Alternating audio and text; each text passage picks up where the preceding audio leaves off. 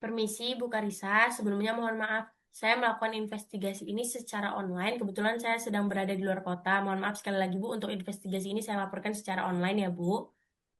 Ibu, untuk pada proses cetak tablet paracetamol 500 miligram ini, yang batch S060925A ini, hasil blister itu menunjukkan tablet tidak utuh sebesar 12%, Bu. Oh, berarti 12% tabletnya retak ya? Berarti yieldnya tidak memenuhi syarat.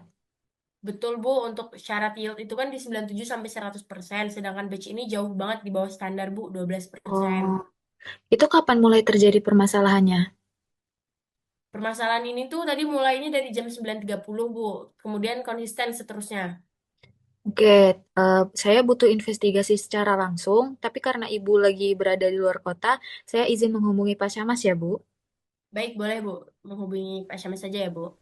Terima kasih. Baik Pak Syamas, saya sudah mendapatkan laporan dari Ibu Ilma bahwa tablet paracetamol itu menunjukkan kalau tabletnya tidak utuh sebesar 12% ya, Pak. Itu pada proses produksinya, apakah ada terjadi sesuatu pada mesinnya? Untuk terjadi sesuatu tidak ada, Bu. Dan produksi tetap berjalan. Itu ada muncul suara-suara atau bunyi alarm yang nggak normal? Kalau ada suara, ada, Bu. Itu suara gesek di seling unit. Tapi kami anggap masih wajar. Oke, itu mesinnya udah sempat dihentikan untuk dilakukan pengecekan. Kalau dihentikan sih tidak ya, Bu. Karena kalau misalkan dihentikan, target produksi hari ini itu tidak tercapai. Oh, itu bagaimana kondisi regulator tekanannya? Untuk regulator itu sudah haus, Bu. Tapi belum diganti karena spare part-nya belum datang. Oh, berarti itu mesinnya bermasalah ya, tapi tetap dijalankan produksinya. Iya, Bu. Nah, kami kira itu masih ditoleransi gitu. Oke, mungkin baik segitu aja untuk saya lakukan investigasinya. Saya akan lanjutkan diskusi secara lanjut ya. Baik, Ibu. Permisi Bu Hilma, saya sudah melakukan investigasi langsung dengan Pak Syamas. Setelah saya gali lebih dalam dengan Pak Syamas, ternyata terdapat permasalahan pada mesin ya. Berdasarkan CPOB, itu walaupun mesin masih bisa berjalan, tapi bukan berarti layak untuk digunakan.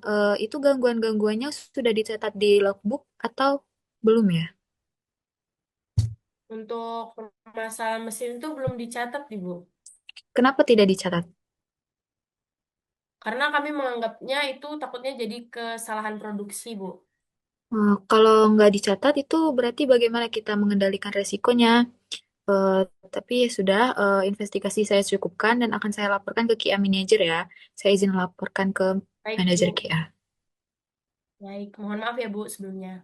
Oke, baik. Selamat sore Pak Fajri. Saya sudah melakukan investigasi pada batch S060925A. Itu hasilnya sudah saya kirimkan melalui email ya.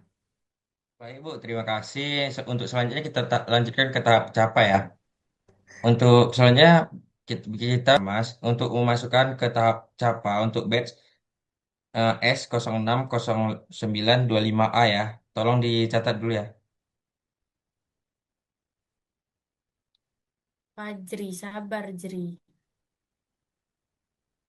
Pertama, batch dengan S060925A ditahan dan disegregasikan sampai keputusan akhir QE.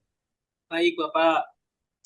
Untuk kedua, sealing unit tidak boleh dioperasikan sebelum dinyatakan layak. Regulator aus wajib diganti dan diverifikasi teknisi. Target ini membutuhkan waktu selama maksimal 2 hari. Baik, Bapak akan kami prioritaskan, Pak.